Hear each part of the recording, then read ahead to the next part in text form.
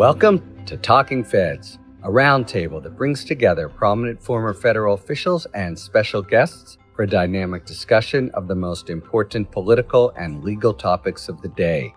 I'm Harry Littman. It was a week of ugly reckoning as Donald Trump appeared to be making war not only on the federal bureaucracy or immigrants, but on the country itself, at least broad blue swaths of it.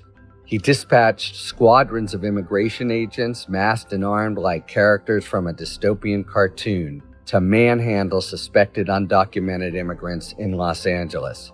When LA citizens stood up in protest, Trump seized the moment as a stage for a show of federal force unlike anything we've seen in at least 30 years, and arguably never in response to such relatively mild provocation.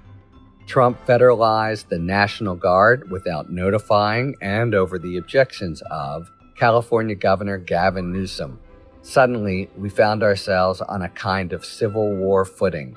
Trump insisted that LA was overrun with lawless riots and teetering on the edge of social collapse, despite extensive evidence that violence was episodic and well within the capacity of local law enforcement to handle.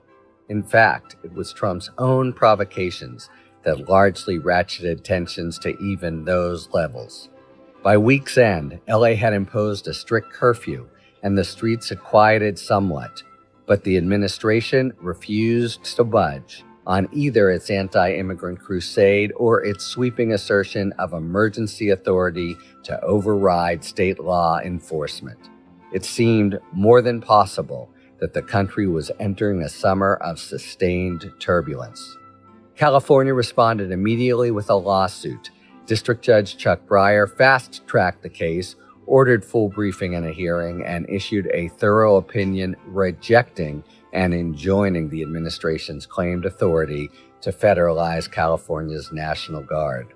But the Court of Appeals swiftly imposed an administrative stay, leaving the precarious status quo in place heading into the weekend.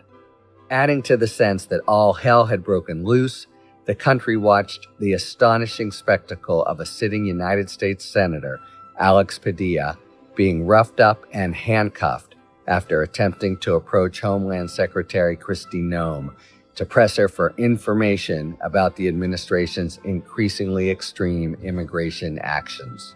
Meanwhile, after months of stonewalling efforts to repatriate Kilmar Abrego-Garcia, whom the administration had mistakenly shipped to a high-security prison in El Salvador, they finally brought him back.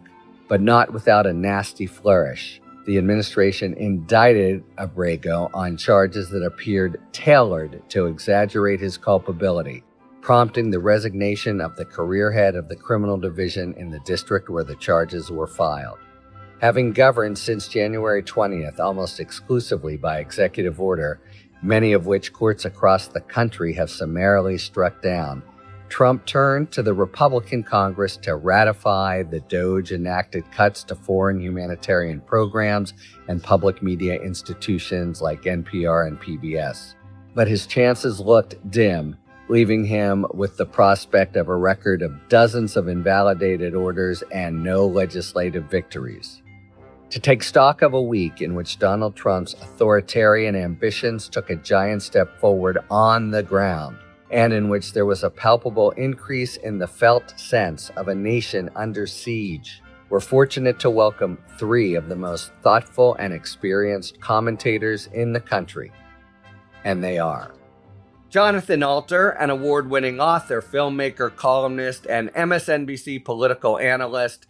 He's authored books about FDR, Obama, Jimmy Carter especially, and most recently, the felony trial of Donald Trump. Remember that one? That historical footnote he and I attended together. And in 2021, he launched a Substack newsletter, Old Goats Ruminating with Friends. John, thanks for joining as always. Good to see you. Thanks for having me, Harry.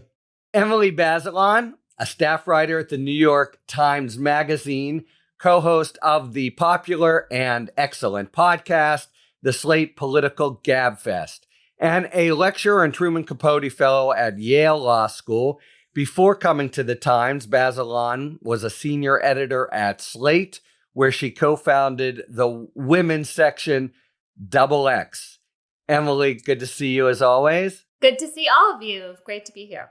And David French, an opinion columnist with the New York Times, a former JAG officer deployed to Iraq in 2007. He earned a Bronze Star with the 3rd Armored Cavalry Regiment.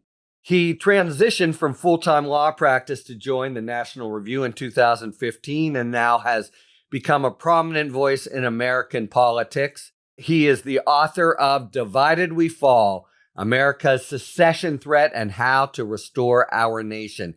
Thank you for your service, David French, and thanks as always for joining Talking Feds. It's so great to be here with all of you.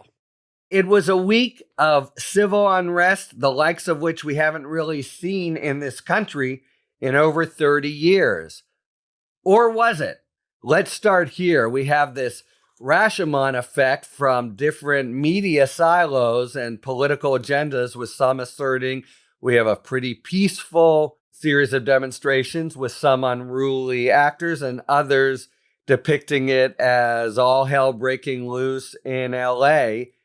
How can we evaluate, and what are the stakes of the evaluation? Well, one is true and one is false. I mean, the problem is that we're in serious danger of leaving the sovereignty of fact, which is a very, very dangerous place for a society to go. Man, that's well put.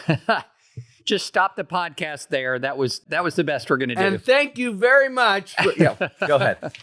I mean, so this idea that I think it was Kellyanne Conway, said years ago in the first Trump term, that they have alternative reality, alternative facts.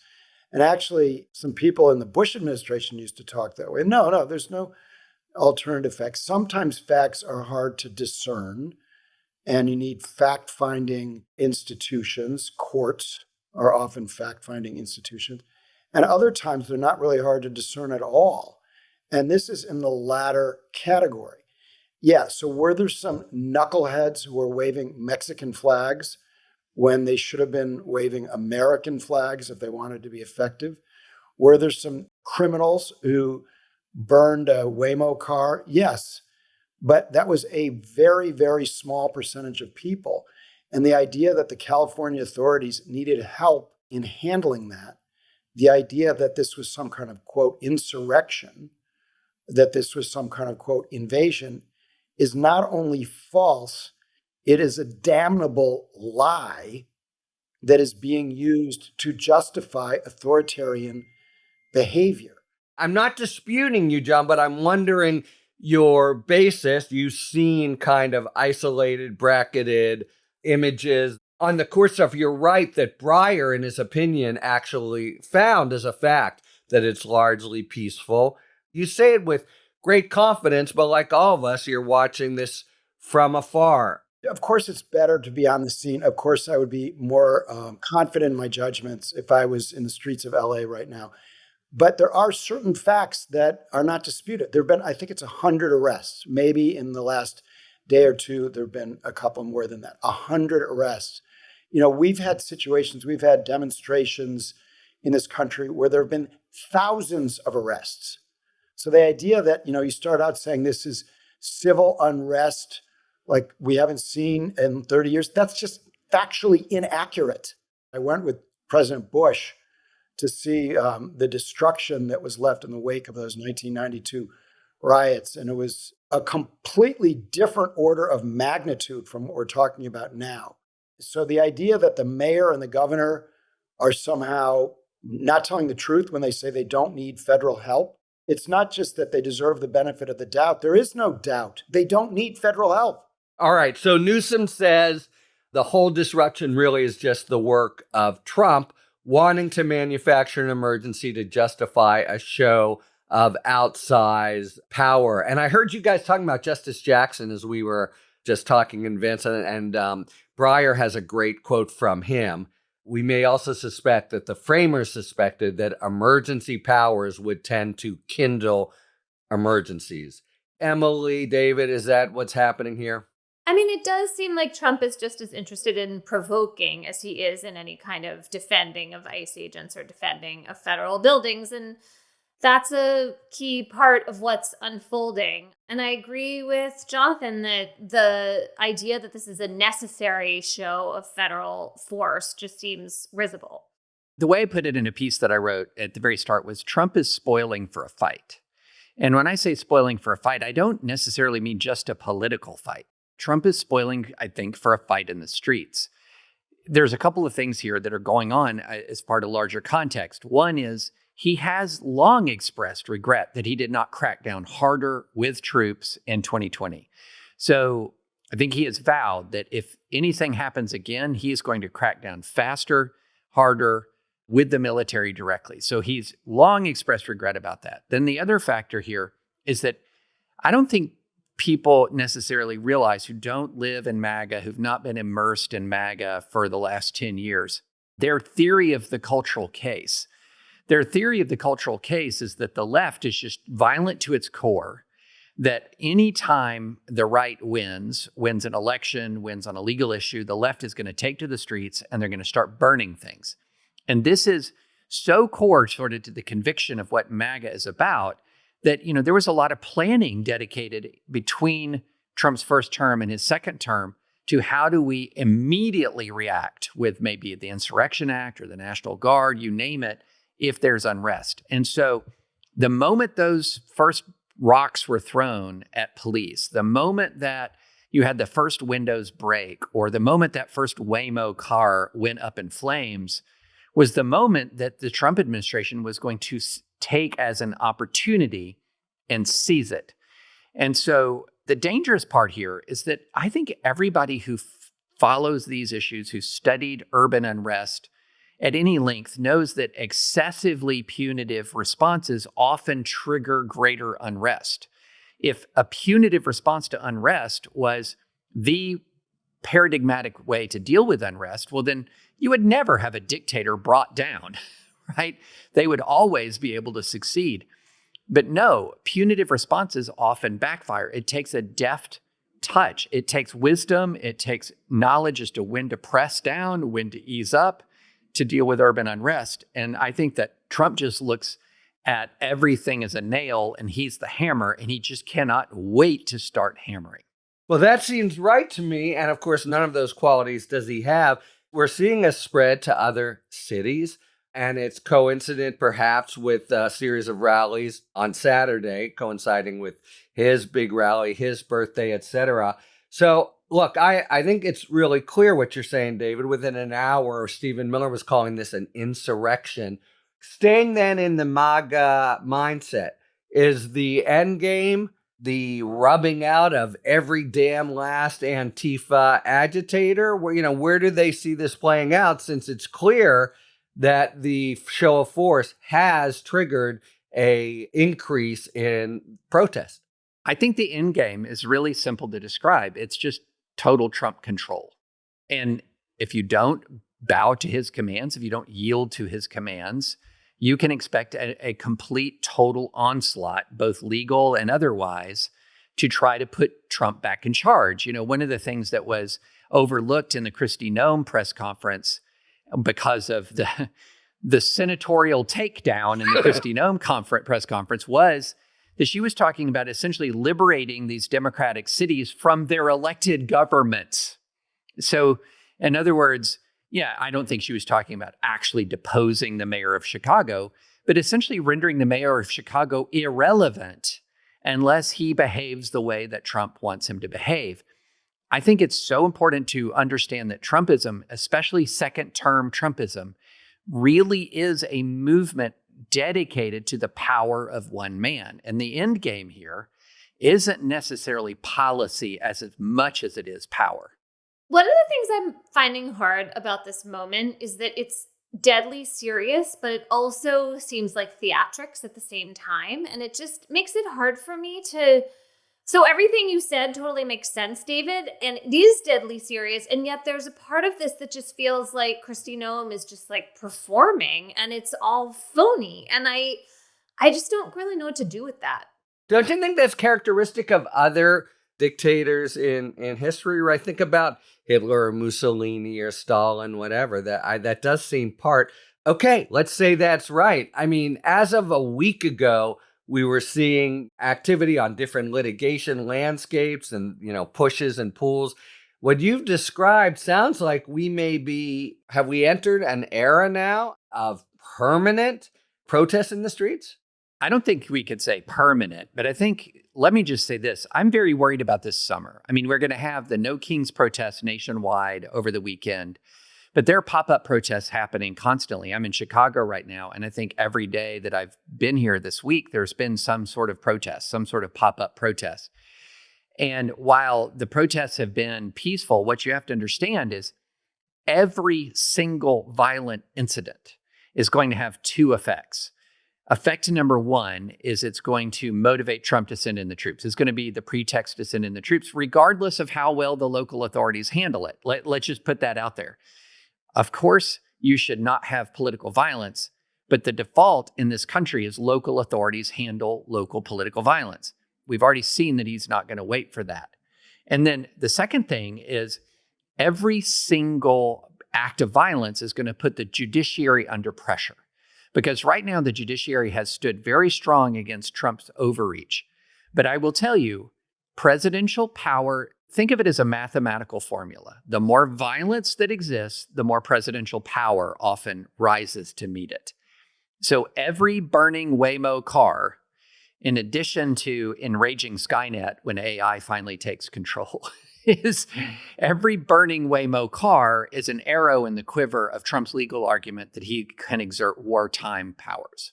I just want to go back to something that David said a little while ago, that it can also play out in a different way if Trump overreacts.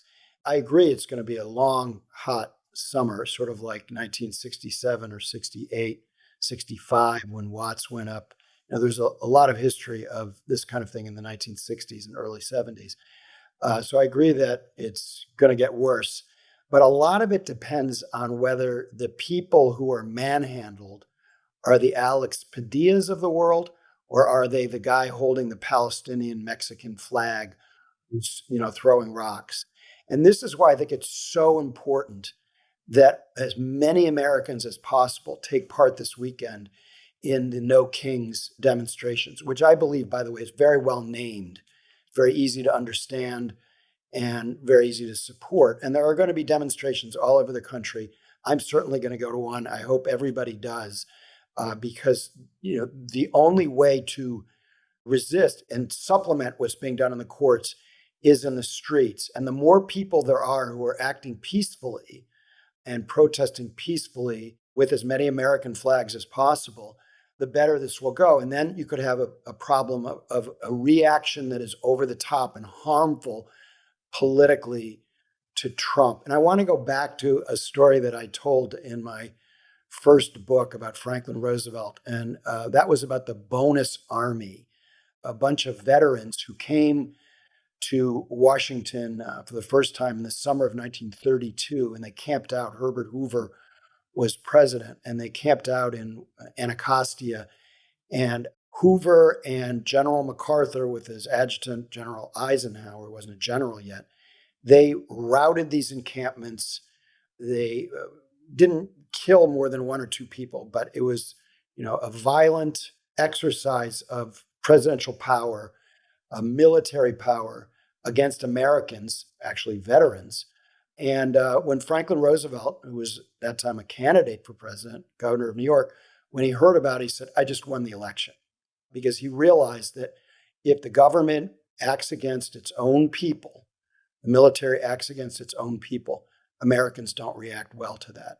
So a lot of this depends on how it plays out and whether the knuckleheads can be basically marginalized by larger crowds of peaceful protesters.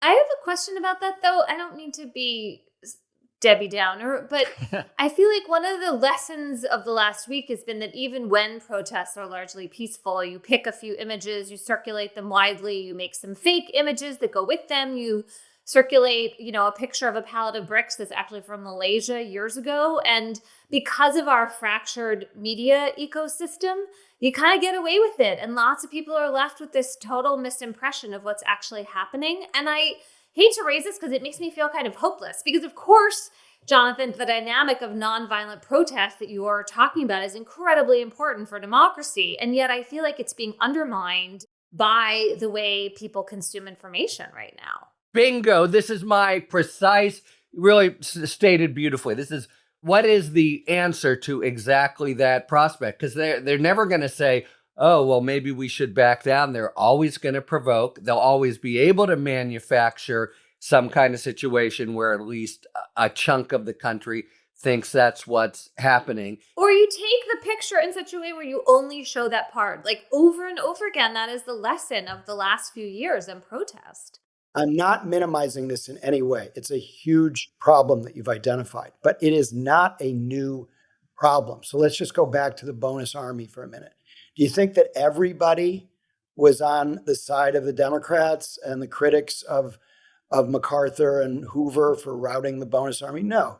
At least a third, maybe closer to a half of the country was reading Republican newspapers, which were full of negative stuff about these straggling, protesters who were... Is that right, John? Were they analogs to Fox News, would you say? Well, there was no television, and radio was sort of in a little bit of a different place, but there were definitely demagogues on the radio. You had people like Father Coughlin, Huey Long. There were media silos then. The problem is worse now for reasons we could talk about for a long time. Let's just look at the burning Wamos. Like, Emily, I think you're assuming that Trump's argument carried the day. The polling actually shows people don't like troops in the streets. They don't want the Marines in LA. So it's not like he's won the argument. And the problem is that defeatism becomes a little bit contagious. Fear becomes contagious. But courage is also contagious. And so the more people who stand up and say, we're not going to go along with this, the better off we're going to be. This is why, the inspiration that people are drawing from the president of Harvard is important. And other people, the law firms that have stood up, they're getting a lot of support. So it's kind of binary. It's a character test for the whole country. It's pass, fail. You either pass the test or you bend the knee and are Neville Chamberlain. It's one or the other. Okay, I don't want to be a Donald Downer here, but look, there's no doubt about this, and that's how it's playing out on different landscapes. This feels different to me because it's the introduction of military force, and this is for another time, but my ultimate paranoid scenario is that something like this will happen for election power and try to take things over with a bogus claim of fraud on the streets, et cetera. But David, you're the best MAGA channeler that I know. And no, really, it's so valuable to have you on the show for that reason. And so that the question is, I take John's point. I agree with John's point. I try to live John's point. But I'm asking, we saw Trump send back some Abrego-Garcia, and that was a certain combination of legal and political pressure. What makes him take the foot off the gas pedal? I think that's actually a pretty simple answer. This term taco, Trump always chickens out, that has sort of been making the rounds, really does illustrate Trumpism is not an ideological project. We just have to understand that. So the idea that Trump will sacrifice his own power for a cause or a purpose, even one of his causes or purposes that he's long championed, like if it's immigration or if it is tariffs, he keeps yielding time and time again. And we actually saw this yesterday where he put up a post on Truth Social that was talking about backing away from his mass deportations for people in the ag industry and the hospitality industry. And then he went out and he talks about this even more. And so the thing that will make him take his foot off the gas pedal is continued market rejection or public rejection, perceived public rejection. And there was this really interesting CBS poll that I think shows both why Trump is vulnerable and why Trump is so darn resilient. And it was, the CBS poll was, do you approve of Trump's objectives in immigration? And do you approve of Trump's methods? And a clear majority approved of Trump's objectives in immigration, and an even bigger majority disapproved of his methods. And I think that if the methods overwhelm the objective, Trump starts to lose. If the objective overwhelms the methods, then Trump tends to do better. And this, by the way, also shows why Democrats do well and not well at the same time. When anger at the revulsion at his methods rises, then they do better. But unless Democrats at least have popular objectives, they can't sustain a majority. So it just rinse, repeat. I did want to quickly mark the legal landscape, given, as we were just talking about with, David and John, the prospect that the courts weigh in a salutary way. So Chuck Breyer, very quick work, 36-page opinion, and I thought it was very significant. I was quite concerned that he might adopt the administration's position. If Trump says it's a rebellion, it's a rebellion. And he insisted, no, this is just another statutory term for the judiciary to interpret. Same thing as the term incursion or invasion in the Aliens Enemies Act. And if that holds, I think the general facts on the ground, as you were talking about at the beginning, John, show this is no insurrection. On the other hand, if they defer to him on whether it is or isn't, I think it's, Katie bar the door. Isn't it a matter of whether he actually invokes the Insurrection Act? I don't see a difference there. That will be the same question as to the term insurrection. This term is rebellion. I want to make sort of just a general political as opposed to legal point. And that is that people didn't pay much attention to Abrego-Garcia coming back to the United States. I don't actually think they're necessarily going to win that case. I don't think they have very much evidence against him. That was a taco. Trump chickened out. Why? Why did he chicken out? Because he has a long history. I covered him in New York 35 years ago of backing down when he has to, a kind of a strategic retreat.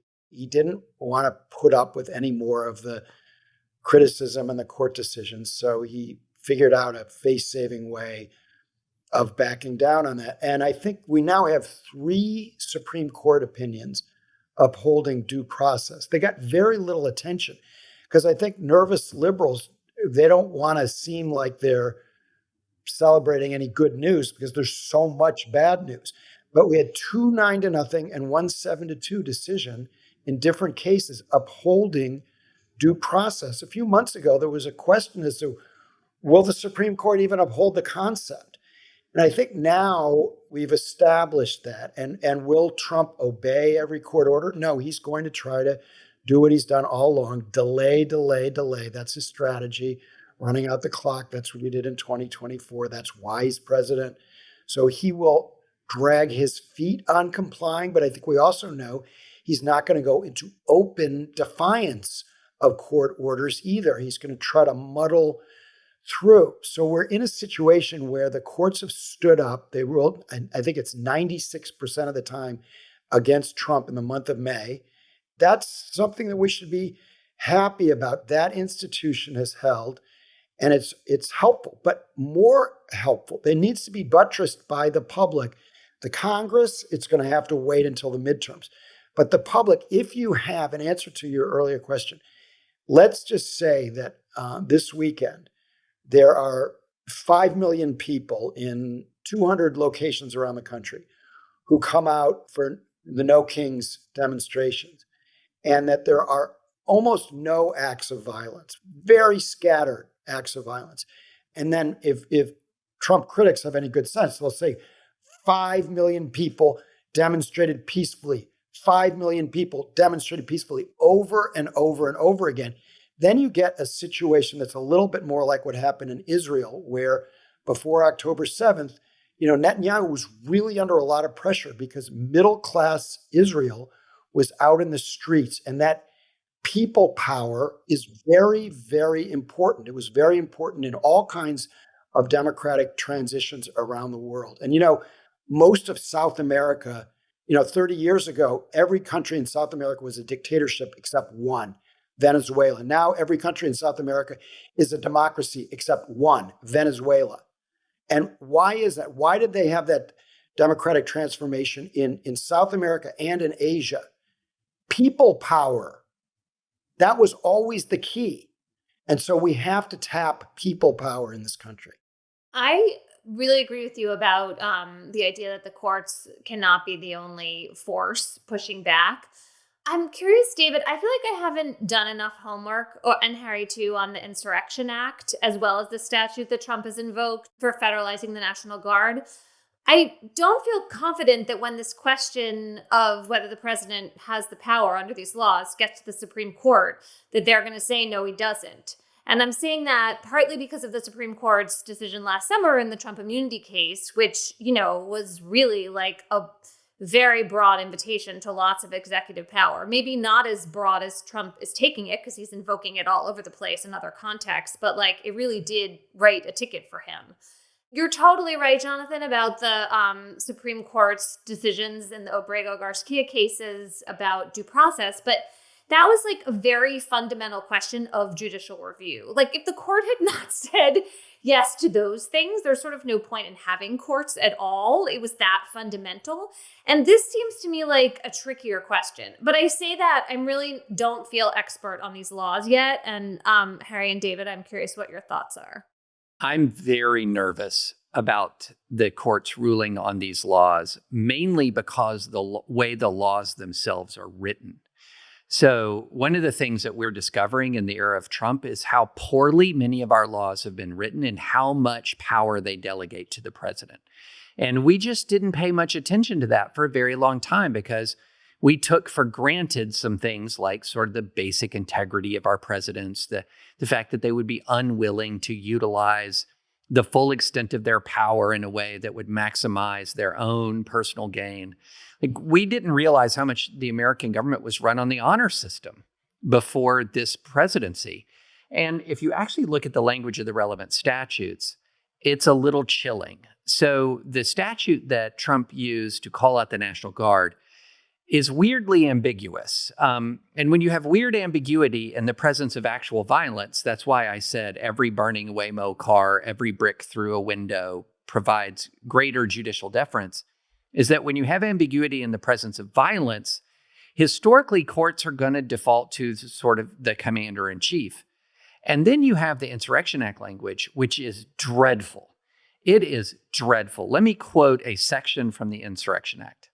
Whenever the president considers that unlawful obstructions, combinations, or assemblages or rebellion against the authority of the United States make it impracticable to enforce the laws of the United States in any state by the ordinary course of judicial proceedings, then he can trigger a deployment. Now, what's so bad about that language? It right there at the front says, whenever the president considers. Right in the statutory language, it is delegating to the president's consideration. And that kind of language, which is adjacent to the language that allowed Trump to enforce the travel ban in his first term, which again had one of these super broad delegations of power to the executive, that's what really concerns me. It is the language of the statute is very broad. It is in the National Guard statute that he is invoking, very ambiguous. Here, it's less ambiguous, but in a way that favors him. It puts it in his judgment. And that's why, before Trump was reelected, I was jumping up and down and screaming and yelling, and several of us were doing this saying, not just you. Yeah. Brennan Center, lots of people. Goldsmith and Bob Bauer wrote a whole book in which this was Exhibit A. Can Congress please fix this? And they didn't. Totally. Yeah. So, Emily, you have put your finger exactly on what I see as the biggest practical risk from the courts in the country. And just to flesh out a little bit David's point, Breyer, in his hearing yesterday, said, whenever, there's a whenever in Title 10 as well, but it says whenever basically there is a rebellion, then these things follow. And that was a strong support for saying that initial decision, is there or isn't there, is for the judiciary. So I think basically the number one risk literally in the country is that either the Supreme Court will see this one differently, or when it comes to the Insurrection Act, just as you say, it will be for Trump to decide in an unreviewable way. And as I say, once they start galloping away with them on emergency power horse, it's not necessarily limited. There's all kinds of applications. I'm mainly concerned about elections. So I think this Supreme Court, that language, it's the number one harbinger that I lose sleep over. Much more about that. But man, oh man, we can't, I don't want to not go to the other mind-bending event of the week, the arrest of a United States senator for asking a question to the Homeland Secretary. I'll give my legal prosecutor opinion for starters. No dispute here. It's an arrest. When you cuff somebody and they can't leave, they arrested him for trying to ask a question. Given that Noam seemed to be backpedaling after on Fox and saying falsely, he didn't identify himself. Was this kind of overreach by agents, or, was the blueprint they were given, anyone who comes forward, I don't care, you guys manhandle and walk back? I think the agents probably didn't believe Padilla when he said he was a senator. And they figured he was just a protester who was saying that. And so they, they're human. They made a mistake. But it was Noam who needed to say, well, wait a minute, because she should have recognized him. Wait a minute, hold on, guys. I mean, she had a responsibility to do that. And then also a responsibility not to lie about the meeting that they had afterward. I mean, the problem, just to go back to our mutual concern about what might happen this summer, everything depends on possibly the weakest link. So you could have millions of people who are peaceful, then have, one incident that can be blown out of proportion. But it is possible to have largely peaceful demonstrations and have that be the story. And one way to get there is to have people who are influential, the AOCs of the world, to say publicly, which they really haven't done because there have been so many things to legitimately complain about with Trump, but they should say publicly, please be peaceful. And then if there are peaceful protesters and they see somebody picking up a rock, they need to stop that person from picking up a rock. If they see people with Palestinian flags or Mexican flags, that's for a different demonstration. This is a demonstration about Trump's abuse of power. It's not about the horrors of Israel, or whatever your issue is. It's not an all-purpose demonstration. And just so to kind of police the opposition in a positive definition of policing.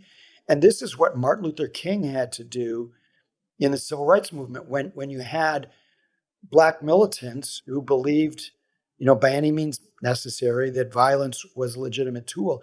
And he had to say over and over again, no, there's more power in nonviolence. And you don't hear that very often, the power of nonviolent protests. So if that can start to become part of the conversation, then when people act out, they are sort of acting out in defiance, not just of Trump, but of the liberal progressive majority who are insistent that this be peaceful because there's more power in it that way. When I looked at the incident, I thought of, there's that Robert Frost poem that says, two roads diverged in a wood and I took the one less traveled by. What we're seeing again and again is two courses of actions diverge in politics, and people are consistently taking the course of action that is most inflammatory. So, for example, look, I've given speeches, I'm sure we all have, where we're interrupted. We're interrupted by someone shouting at us or asking a question. And my first recourse is not to tell security to just throw somebody out, much less handcuff them. And so there were certainly ways to deal with that situation that did not culminate in this kind of response. Now, also, at the same time, nothing required Kristi Noem to go on television and say he lunged at me and didn't identify himself when the tape showed he did not lunge and he did identify. So again, this just gets more inflammatory. Everything just is turned towards the more inflammatory. At the same time, I think there may have been a better way for him to introduce himself into that news conference. And I think the security that immediately reacted didn't necessarily recognize him and just treated him as somebody who was interrupting the event. And so when you deal with that kind of situation, the message should have been, we apologize, Senator. Let's have a sit-down meeting. It should not have been to lie about what the senator did to further inflame the American public. Such a Trump reflex. It's your fault, right? That seems like a really good way of thinking about the various choices that people had and the level of responsibility. I do wonder how that scene would have played out if Senator Padilla had been wearing a suit. That just itself would have made him more identifiable and less sort of like ruffian-like. I don't know. Maybe that's not the deciding factor here. But I do think for the security on the ground, they're not the ones that seem to be the most at fault here. Does this sort of cross a Rubicon that people say, whoa, arresting senators? Or you think it's just too muddy a situation for it to really have any kind of tangible impact? I think it's a little muddy. I mean, I think the misrepresentation afterward is actually the clearest part to me, because like that's just totally unnecessary and manipulative and kind of, Trumpian. Yeah. But the rest of it feels muddy. The reason it feels muddy to me goes to actually the college protests. So where college is messed up is that they have a perfect right to regulate time, place, and manner of protest, right? You can't go into a classroom with a bullhorn, or you shouldn't have been able to. And when faculty senates at different places, including Columbia, thought that was just okay, they were way out of line. So the universities have a right to regulate time, place, and manner of protest. And I think that in a press conference situation, they also have a right to say, if she'd been handling it properly, she should have said to security, please, that's Senator Padilla, leave him alone. And then she should have said to him, Senator, this is not the time or place for you to respond to me. You can go down the hall and have your own press conference, but this is my press conference. And if people can kind of accept that there should be rules that everybody should observe in terms of time, place, and manner of protest, we could get these protests in a better place. By the way, I think it's possible that Kristi Noem herself doesn't know the saying. She's not the most knowledgeable cabinet member, and that's saying something. I think it's muddy. It's too muddy to really impact public opinion, but I think it's actually pretty clear each step. Number one, don't interrupt without identifying yourself. Preferably don't interrupt at all, but definitely don't interrupt without identifying yourself very clearly. Number two, sure, if somebody is perceived as a member of the public just interrupting, you can end the interruption by moving them out of the room, but then to put them on the ground and handcuff them too much, then when you're criticized for putting someone on the ground and handcuffing, which was too much, don't then lie about them. So it's just one thing after another, which just escalates and builds on itself. I mean, isn't there just a pattern here of public officials acting according to these incentives that reward inflammatory behavior instead of dignified behavior, like over and over again? You're like making a video to go viral. You're not like leading in some way that accomplishes things. I'm not accusing Senator Padilla of that precisely, but that's the outcome here. All right, but we do have at the senatorial level kind of analog to what we were talking about, the, staying disciplined and peaceful, because he was also reacting to weeks of non-responsiveness, trying officially to get information the way you're supposed to. They always shut him down. So he, wanted to make a scene.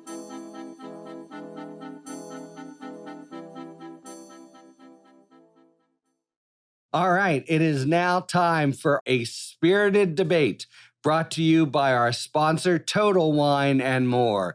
Each episode, you'll be hearing an expert talk about the pros and cons of a particular issue in the world of wine, spirit, and beverages. Thank you, Harry. In today's spirited debate, we discuss adding the right amount of water to a glass of whiskey without turning it into a whiskey river. The thought of adding water to any golden brown whiskey might bring tears to the eyes of some whiskey drinkers. But for others, adding a few drops of water to your glass has its merits and actually improves and enhances the flavor. The phrase "open up" refers to the release of the extra flavor you taste by adding those drops of water. And here's a little bit of science that helps reinforce that theory. When water is added to whiskey, it releases the guaiacol, which is partially responsible for the smoky and spicy flavor. When guaiacol is released, it rises to the surface so the aromas are more easily noticeable, allowing your palate to experience the smell and flavor that imparts on the drink. And while there's really no right or wrong way, some say adding a splash of water brings out the best in your glass of whiskey. Of course, going overboard with the water has diminishing returns, watering down the whiskey and proving once again that moderation almost always wins. So the next time you're thirsting for a little experimenting of your own, stop into your local Total Wine & More for a whiskey selection that suits every budget. And that's a scientific fact. So find what you love and love what you find, only at Total Wine & More. Cheers! Thanks to our friends at Total Wine and More for today's A Spirited Debate. I wanted to talk to you about Abrego-Garcia. John, because you mentioned after saying again and again, we'll never bring him back, they did. That was a reversal. That was a kind of capitulation. Okay, but with this strategy of trying to portray him because of the conspiracy charge as a serious criminal, do they effectively change the subject and make it not about their own due process failures and indifference to constitutional law, but about this, supposed bad criminal that is now facing justice? I mean, this is a really thin indictment, right? Really thin. It has almost no facts in it. Another Kristi Noem special was... Well, it's got the one thing that we already knew, the 2022 stop, and it's all built around it. Yeah, one stop with a bunch of undocumented people in his car. Attorney General Pam Bondi goes on TV and makes these other allegations against him that are much more serious and are not even in the indictment. So, I mean, he's going to have his day in court. He's going to be able to test these allegations. Maybe there's a short-term benefit in alleging that he committed serious crimes, but if it's not true, let's hope that we can have some trust in the American justice system to establish that. And I think it's also significant that one of the assistant U.S. attorneys in Tennessee resigned from his or her position. The chief of the criminal division. We don't know the story about that, right? That was huge. That was huge. I think that person, if they have something to say, might come forward and say it. It's been really important to have prosecutors have noisy withdrawals when they are trying to protest decisions within the Justice Department about specious prosecutions. But that's the ultimate honorable move of a prosecutor, I'll just say, is to withdraw and then stay silent. And he's 15-year veteran. Why is that more honorable? I mean, I feel like what Danielle Sassoon and other folks did in the Southern District of New York was really important for educating the public about what's actually happening. True, but they didn't go into the evidence. It'd be great to hear from him. I doubt we will on why he resigned. What was very telling to me about the indictment is something I read Andy McCarthy in National Review, who Andy and I disagree on many things, but Andy's a straight shooter. But he's good at this. He's very good at the thing I love about Andy, we have disagreements, but by golly, that dude's a straight shooter. And when something sets off his BS detector, he's going to say it, no matter who it offends on the Trump right. And he said, look, this is not normal for the DOJ to come out and publicly make the case against Abrego-Garcia on things it did not charge him with. Not normal. It's totally wrong. Totally wrong. You're not supposed to do that as a prosecutor. It's against the rules. Improper, not constitutional. Presumption of It's evidence. wrong. Not everything. Yeah, exactly. But it's also very telling. If they had that evidence, they would have charged that evidence. So I want to go back to something that Emily said at the beginning of the conversation. A lot of this is performative. Right? They just want to get through the next news cycle in a way that exploits the issue to their benefit. And they're not thinking long term. And if they were thinking even medium term, long term, they would be realizing they're taking a real risk. Look, they can indict the guy, as Saul Wachtler, who was the Chief Justice of the New York Supreme Court, said you can indict a ham sandwich. They can indict him.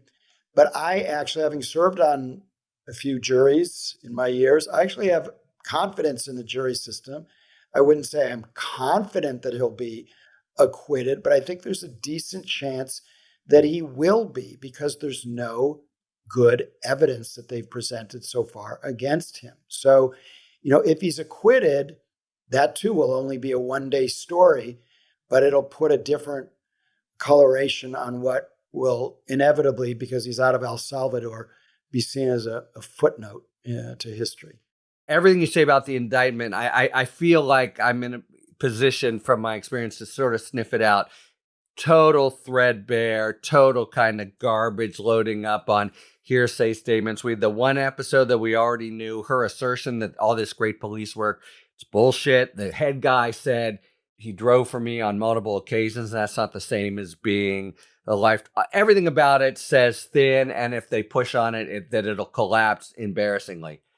Here's my real worry. They have ways of just loading up the pressure on him, loading up and offering him the supposed sweet deal. Just plead to the substantive count will make the conspiracy go away. Can't they just deport him not Yeah. to El Salvador? Go through the deportation? Like, his withholding of deportation is about sending him back to El Salvador. Oh yeah, but that would be giving them a pass. I mean, right now they're committed to some kind of disposition of the criminal charges first. But if they make that really easy and send him somewhere else, we never get to see how tissue thin and politicized and improper for Bonnie. The whole episode was. That's my concrete fear as a former Fed. All right, God, so much to talk about this week, but at least move into this apparent effort to bless all the DOGE cuts, or a big chunk of them. Basically, as I understand it, the U.S. aid stuff, NPR, and PBS. Johnson was able to, pull another one out of his hat and get a very, very narrow vote. Let's just sort of, cut to the chase. The legislation now heads to the Senate. If the Senate passes, all the DOGE legal challenges about Congress's role go away. And all of Congress that was content before to have Trump take the political heat, now they take it on themselves. What do you think are the prospects for the package in the Senate? And, what's the likely outcome for the effort to get Congress to bless all these DOGE cuts? I mean, if it's a filibusterable piece of legislation, it's dead. I mean, I think it's just that simple. Talk to the parliamentarian of the Senate. The possibility here that this piece of legislation could be brought within that sort of never land of reconciliation, that would be, to me, the only way that it could survive. See, here's the thing. They do have to listen to the parliamentarian, and it's a little known fact, but under the so-called Byrd rule, which governs these things, I'm getting wonky here, they get one reconciliation bill a year, not two. So these rescissions, which is arguably the way they should have done it in the first place, it's the legal way of getting these cuts. And they've been acting illegally, and now they're acting legally. You have to give that to them with the rescissions. But if you actually rewound the clock and say, what should Trump have done if he had, during the transition, developed a thorough set of cuts, even very deep cuts, and figured out what he wanted to do? And certainly Russell Vought could have done this, gotten them through in his first 100 days. He would be way better off now in terms of making a permanent change in the way this government is run. But he preferred executive orders, and he didn't understand that a lot of times they're just unconstitutional press releases, and that he would have been better off if he had done it legally all along. Instead, he's not going to have very much to show legislatively for his first year as president. That's really interesting because it wasn't him, right? It was Project 2025. What did he know? And so the blueprint they served up hadn't been fully thought through. Is that Well, they wanted to be autocrats. They didn't want to work with Congress, but it was stupid of them. In the longer eyes of history, they should have done it the way Franklin Roosevelt did it, and with huge majorities? But yeah, but you have a honeymoon. Reagan did it. If they'd done it through legislation, Trump would have had something to show for it. Now it's mostly going to be seen by history as performative. Can't do it in one day with one stroke of the pen. You have to wait a little while. Who wants that? Etc. Government, so boring. It grinds on. Has anybody who voted yes or voted no, 4 R's voted no, exposed themselves to any concrete political risk? I mean, you only expose yourself to concrete political risk as a Republican if you defy Donald Trump. I mean, until the actual general election where you do have some swing district Republicans. But right now, if you're a Republican and you're especially a Republican elected official, there is one path to political risk, and that is the path of defying Donald Trump.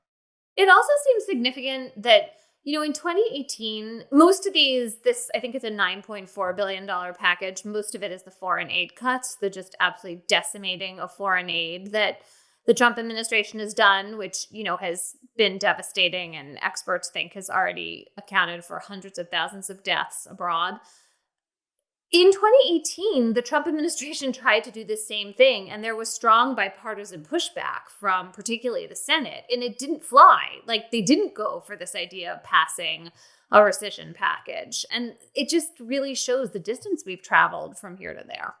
All right. Well, there's an end, at least for now. I just want to put a bookmark in from our first discussion about whether we are coming into a sort of summer of 68 or 65.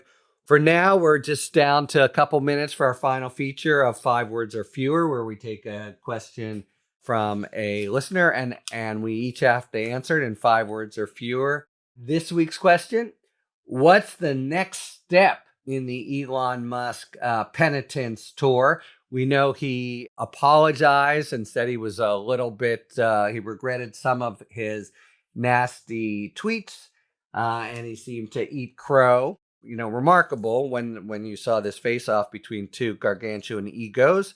What is the next step for Elon Musk to make amends to the maximum leader? I got it. Paint Trump on Starship's side. Mine is similar. Offer a Starship ride. I'll give up ketamine. Ooh, that's he can't. There's a sacrifice. He can't. Oh my know. God! Yeah. All right, I'm going another direction. Personal food taster plus burper. Thank you so much, Jonathan, Emily, and David, and thank you very much, listeners, for tuning in to Talking Feds. If you like what you've heard, please tell a friend to subscribe to us on Apple Podcasts or wherever they get their podcasts, and please take a moment to rate and review this show. You can also subscribe to us on YouTube, where we are posting full episodes, talking books, and bonus video content. Check us out on Substack now, at Talking Feds Substack, where I am posting 2 or 3 bulletins a week, going live and sharing other exclusive content that breaks down the various threats to constitutional norms and the rule of law. You can follow us on Twitter at Talking Feds Pod. Talking Feds remains a completely independent production, so it's your support and nothing else that funds all of our franchises. We just couldn't do it without you. And as you may know, Talking Feds has now joined forces with The Contrarian. I'm a founding contributor to this new media venture, which is committed to reviving the diversity of opinion that feels increasingly rare in today's news landscape, where legacy media seems to be tacking toward Trump for business reasons rather than editorial ones. Rest assured, we are still the same scrappy independent podcast you've come to know and trust, but now linked up with an ambitious and vital project designed for this pivotal moment in our nation's legal and political discourses. Find out more at contrarian.substack.com. Thanks for tuning in, and don't worry, as long as you need answers, the Feds will keep talking. Talking Feds is produced by Catherine Devine. Our associate producer is Becca Havian. Sound engineering by Matt McCardle. Rosie Dawn Griffin, David Lieberman, Hamza Mahadrenathan, Emma Maynard, and Hallie Necker are our contributing writers, and production assistance by Akshaj Turbailu and Sebastian Navarro. Our music, as ever, is by the amazing Philip Glass. Talking Feds is a production of Delito LLC. I'm Harry Littman. Talk to you later.